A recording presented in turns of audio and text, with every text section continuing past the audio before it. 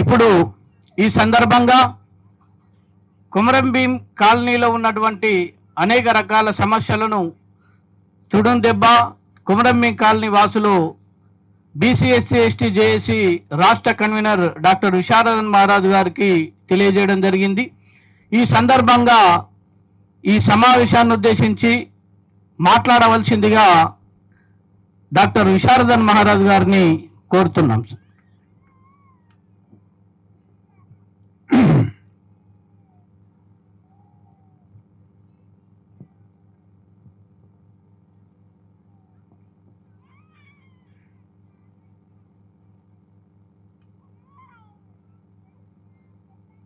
ఈ ఆదివాసీ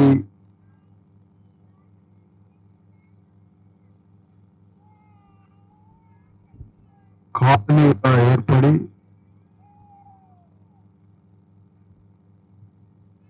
ఇక్కడ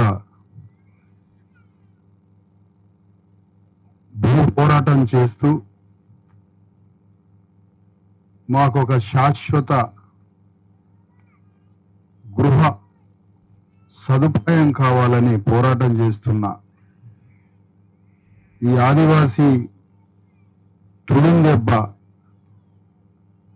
రాష్ట్ర అధ్యక్షుడు గోడం గణేష్ గారికి, సభాధ్యక్షులు మనోజ్ గారికి, మహిళా నాయకురాలు రేణుకా బాయి గారికి, ఇంకొంతమంది మహిళా నాయకులకు, జేఏసీ నాయకులు గణేష్ లక్ష్మణ్ గారులకు, గద్దల శంకర్ గారికి, ఈ పోరాటంలో పాల్గొంటున్న ప్రతి తల్లికి, ప్రతి అన్నకి, ప్రతి తండ్రికి, చిన్నపిల్లలైనా కూడా జెండా పట్టుకొని పోరాటంలో మిళితమవుతున్న మొత్తం ఆదివాసీ కుటుంబాలకి మీ పోరాటాన్ని చూసి, మీ ధైర్యాన్ని చూసి, మీ యుద్ధాన్ని చూసి మీ అందరికీ రెండు చేతులతో ప్రార్థిస్తున్నాం. మీ అందరికీ అమ్మా, నేను మాట్లాడే మాటలు చాలా జాగ్రత్తగా వినాలి. అసలు ఈ దేశానికి మనం ఏమవుతాం అమ్మా? ఈ దేశంలో మనం సభ్యులం కాదా? ఈ దేశంలో మనం పౌరులం కాదా? ఈ దేశంలో మనం మనుషులం కాదా? ఈ దేశంలో ఉన్న జనంలో మనం మనుషులం కాదా? ఈ దేశ పౌరులలో మనకి పౌరసత్వం లేదా? తెలంగాణ వాదం వచ్చింది కదా, తెలంగాణ అనే ఉద్యమం వచ్చింది కదా, ఆ తెలంగాణ రాజ్యంలో మనం మనుషులం కాదా? జాతీయవాదం అని కాంగ్రెస్ పార్టీ వచ్చింది కదా, ఈ దేశ జాతీయవాదంలో మనం మనుషులం కాదా? ఈ దేశంలో మనుషులం కాదా? హిందూ జాతీయవాదం అని బీజేపీ వచ్చింది కదా, మనం హిందువులం కాదా? అంటే మేము హిందువులము కాదా? మేము తెలంగాణ వాళ్ళం కాదా? ఈ దేశ జాతీయవాదులం మేము కాదా? మరి ఎవరం? మరి మేము ఎవరం అని అడుగుతున్నా. ఈ దేశ ప్రధానమంత్రిని, ఈ రాష్ట్ర ముఖ్యమంత్రిని నాకు తెలియగలుగుతున్నా. మేము ఎవరం? అసలు దేశ స్వాతంత్రం కోసం పోరాడి జాతీయవాదం అంటే అందులో పోరాడినాం మన తల్లిదండ్రులు, తాతలు. మరి ఈ దేశ జాతీయవాదంలో మేము లేవా? తెలంగాణ వాదం, తెలంగాణ రాష్ట్రం అని వస్తే తెలంగాణ ఉద్యమంలో పాల్గొన్నాం. మరి తెలంగాణ రాష్ట్రంలో మేము సభ్యులం కాదా? కాదనే తెలిపోతుంది కదా. మేము తెలంగాణ వాదం, తెలంగాణ రాష్ట్ర ఉద్యమంలో పాల్గొన్నా మమ్మల్ని నువ్వు మనుషులుగా చూడలేదు కాబట్టే మాకు ఇక్కడ ఇంటి స్థలం ఇవ్వలేదు, మాకు కాలనీ నిర్మించలేదు. మేము బతకడానికి భూమిపుత్రులమైనటువంటి వాళ్ళం. ఈ భూమికి యజమానులైనటువంటి ఆదివాసి మనకి రాజ్యాంగం ఏం పేరు పెట్టిందో తెలుసా? ఏం పేరు పెట్టిందో తెలుసా? చెప్పండి, మనకి రాజ్యాంగం ఏం పేరు పెట్టిందో? Indigenous people. ఈ దేశ భూమిపుత్రులమాట మనం, ఈ దేశ యజమానులమాట మనం. ఇది రాజ్యాంగం చెప్పిన మాట. ఇది ఇండిజినియస్ పీపుల్ అంటే ఈ భూమిపుత్రుల మనమే నిజమైన ఆదివాసులం అని చెప్తుంది రాజ్యాంగం. కానీ నిజమైన భూమిపుత్రుడికి భూమి లేదు కదా. ఇది ఎక్కడి అమరం, ఇది ఎక్కడి అన్యాయం, ఇది ఎక్కడి పాపం అంటున్నా. ఈ దేశ భూమిపుత్రుడికి భూమి లేదా? ఈ భూమికి యజమానికి భూమి లేదా? ఎంత ఘోరం, ఎంత ఘోరం, ఎంత అన్యాయం. అందుకనే తెలంగాణ ఉద్యమంలో పాల్గొన్నా కూడా తెలంగాణ వాడిగా మమ్మల్ని చూడలే. జాతీయవాద కాంగ్రెస్ పార్టీలో పాల్గొన్నా మమ్మల్ని ఈ దేశ జాతీయవాదంలో మమ్మల్ని దేశవాసులుగా చూడలే. హిందూ జాతీయవాదం అని బీజేపీ వచ్చినా మమ్మల్ని హిందువులుగా చూడలే. కానీ ఇప్పుడు మీ దగ్గరికి ఒక ఉద్యమం వచ్చింది. అదేమిటో తెలుసా?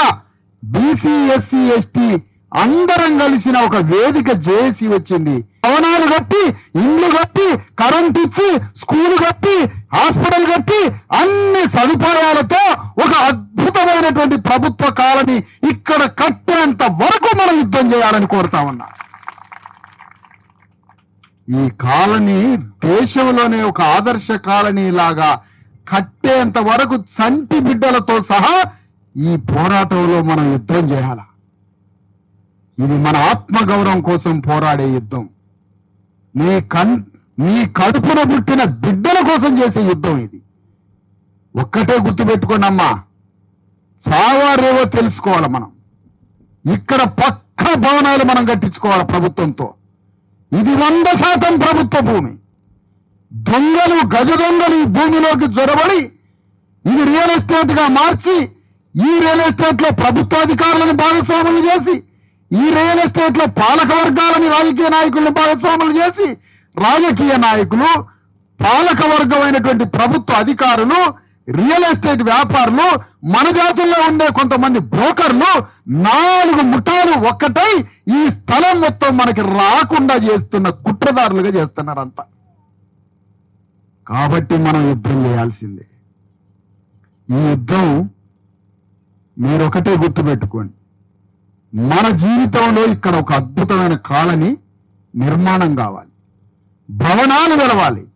డబుల్ బెడ్రూమ్లు కట్టిస్తారా, అపార్ట్మెంట్ల రూపంలో కట్టిస్తారా, సింగిల్ ఇల్లు కట్టిస్తారా, ఒక్కొక్క కుటుంబానికి 4 గదుల పక్క స్లాబ్ వేసి ఇల్లు కట్టి, కరెంట్ వేసి, రోడ్లు వేసి, స్కూల్ కట్టి, హాస్పిటల్ కట్టి, అంగన్వాడీ కేంద్రం కట్టి, మా అందరికీ సకల సదుపాయాలతో అద్భుతమైన భవనాలు కట్టేంత వరకు మన యుద్ధం ఆపొద్దు అని మీ అందరినీ వేడుకుంటున్నా ఈ సందర్భంగా.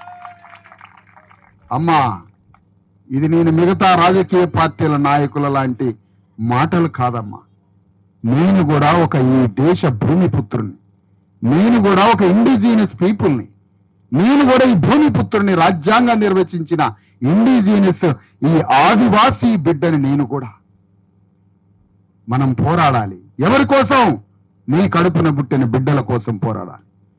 ఇవాళ మళ్ళా చెప్తున్నామ్మా, గోడం గణేష్ ఒక్కడు కాదు, అతనితో నా మరణం వరకు యుద్ధం చేస్తాయి. దీనికోసం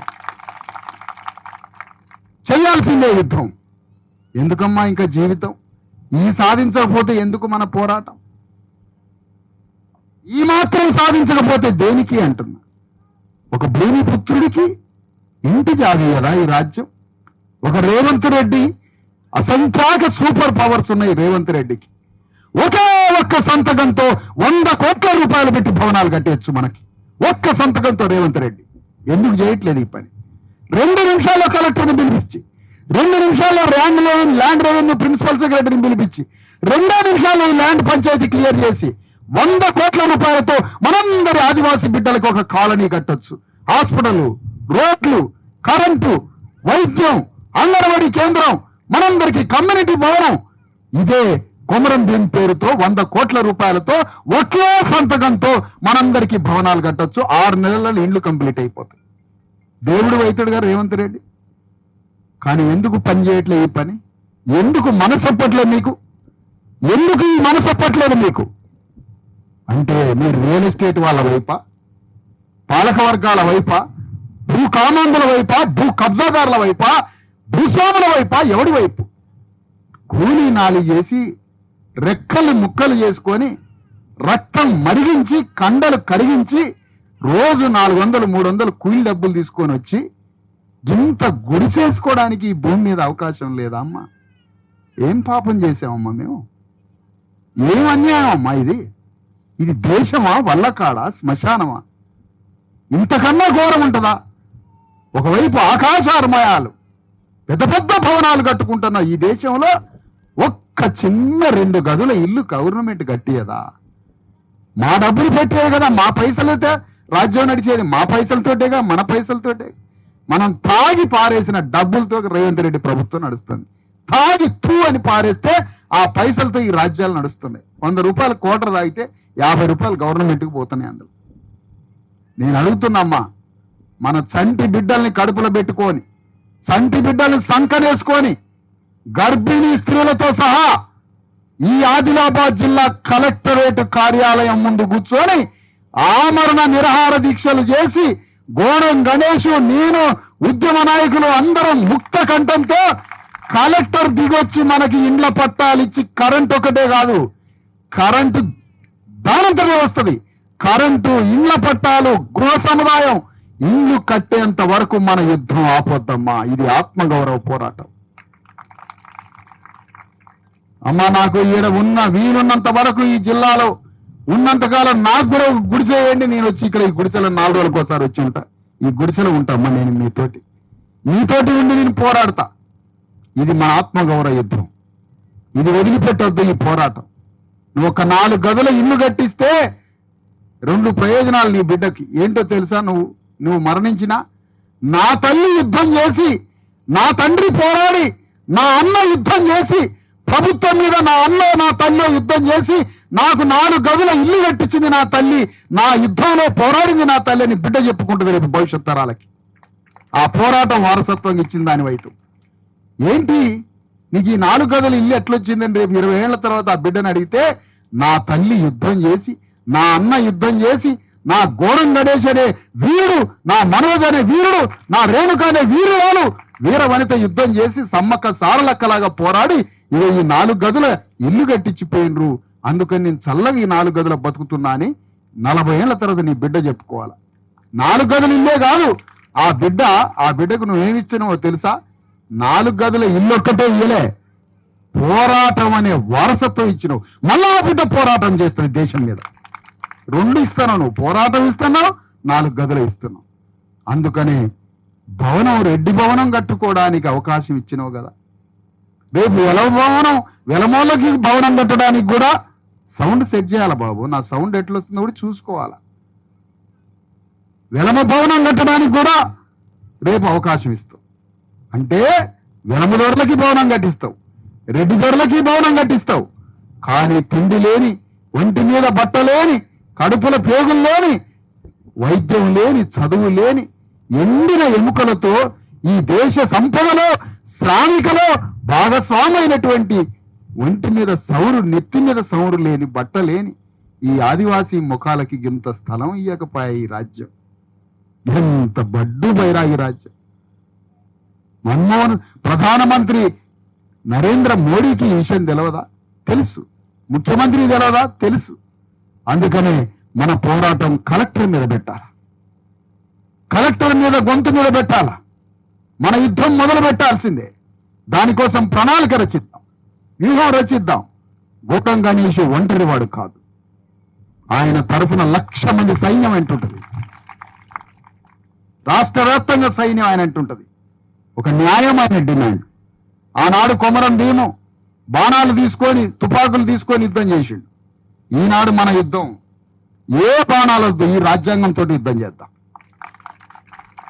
ఇదే మన ఆయుధం, ఇదే మన ఆయుధం. ఈ రాజ్యాంగంతో యుద్ధం చేద్దాం. ఇది శాంతి సామరస్యాల ప్రజాస్వామ్యం కోసం పోరాడే ఆయుధం ఇచ్చిండు డాక్టర్ అంబేద్కర్. నేను ఈ సందర్భంగా ఒక మాట చెప్తున్నానమ్మా. ఈ మధ్య ఒక సినిమా వచ్చింది, కొమరం భీమ్ అని. ఆ కొమరం భీము మీద సినిమా వచ్చి, ఆ కొమరం భీములో జూనియర్ ఎన్టీఆర్ పాల్గొని మన పేదల భూముల గురించి, మన పేదల భూముల హక్కుల గురించి, కొమరం భీము పాత్ర గురించి ఆ సినిమా తీసి 2,000 కోట్ల రూపాయలు మన పేదల దగ్గర కొల్లగొట్టిపోయారు ఆ సినిమా వాడు. నేనేమంటానంటే, ఈ భూ పోరాటంలో జూనియర్ ఎన్టీఆర్ రావాలని కోరుతా ఉన్నా ఈ వేదిక మీద నుంచి. నువ్వు నిజంగా హీరోవా? నువ్వు నిజంగా హీరోవా? నువ్వు నిజంగా హీరో అయితే, బొమ్మ హీరోవా? బట్ట మీద ఆ గుడ్డ మీద కనిపించే బొమ్మ హీరో అయితే నువ్వు బొమ్మ హీరో అని ప్రకటించు, లేదా నిజంగా హీరో అయితే ఈ ఆదివాసీల యుద్ధంలో నువ్వు వచ్చి పాల్గొను అని కోరుతా ఉన్నా. జూనియర్ ఎన్టీఆర్ ఇల్లు ముట్టడు కూడా ఇవాళ పోరాటానికి నువ్వు రాకపోతే, లేదంటే ఈ కథ మా ఆదివాసీలకు చెప్పి మా అణగారిన వర్గాలకి ఈ కథ చెప్పి కొమరం భీం అనే కథ చెప్పి ఎన్ని వేల కోట్లు వేసుకుపోయిండు? 2,000 కోట్ల రూపాయలు వేసుకొని పోయిండు జూనియర్ ఎన్టీఆర్. ఏ కథ చెప్పి? మన ఆదివాసీల భూ పోరాటం అనే కథ చెప్పి, కొమరం భీం కథ చెప్పి పైసలు వేసుకుపోయిండు. తమిళనాడులో కొంతమంది హీరోలు సినిమాలు తీస్తారు, పేదల పక్షాన యుద్ధము చేస్తారు. తమిళనాడులో హీరోలు సినిమా తీస్తారు, ప్లస్ నిజంగా జనాల్లోకి వచ్చి యుద్ధం చేస్తారు. కానీ మన తెలుగు హీరోలు కేవలం సినిమా థియేటర్ల బొమ్మ మీదనే యుద్ధం చేస్తారు. నిజంగా జనాల్లోకి వచ్చి యుద్ధం చేస్తాడు ఎవడన్నా cinema hero? Junior NTR Komaram Bheem కథతో అడ్డం పెట్టుకొని మా ఆదివాసీల ఆకలి చావులు, ఆకలి దప్పులని అడ్డం పెట్టుకొని కథ చెప్పి ఆ కథతో ఆదివాసీలు అణగారిన వర్గాల దగ్గర నుంచి 2,000 కోట్ల రూపాయల దొంగతనంగా వేసుకొని పోయిన జూనియర్ ఎన్టీఆర్, నేను ఆరోపిస్తున్నా, నువ్వు నిజమైన హీరో అయితే ఈ భూ పోరాటంలో పాల్గొని మాకు ఇల్లు కట్టియడానికి మా యుద్ధంలో రా. ఘోరం గణేష్ తోటి చేయగలుపు, విశారదంతో చేయగలుపు. ఈ ఆదివాసుల యుద్ధంలో జూనియర్ ఎన్టీఆర్ పాల్గొనాలి. జూనియర్ ఎన్టీఆర్ పాల్గొనకపోతే ఆదివాసీల యొక్క చురకలు అంటుతాయి. నీవు నీ సినిమాను బ్యాన్ చేసుకోవాలా దేశవ్యాప్తంగా. ఆదివాసీలు తమ ఇంటి కోసం కరెంటు కోసం వాళ్ళ నాన్న విజయేంద్ర ప్రసాద్, ఎవరు విజయేంద్ర ప్రసాద్? ఎవరు? ఆ కథ రాసిన ఆయన, అందులో పాల్గొన్న జూనియర్ ఎన్టీఆర్ ఒక్క కరెంట్ వేయడానికి వచ్చిందా? 1,000 కోట్ల రూపాయలు మనల్ని అడ్డం పెట్టుకొని తీసుకున్నాడు కదా, మరి కరెంట్ వేయడానికి వచ్చిందా? రాలే. కానీ మనం ప్రతి ఒక్కరిని సినిమా చూసినాం 200 రూపాయలు ఇచ్చి, 200 రూపాయలు ఇచ్చి సినిమా చూసినాం. అందుకని నేనేమంటానంటే, మనల్ని అడ్డం పెట్టుకొని యుద్ధాలు చేసి పోరాటాలు చేసి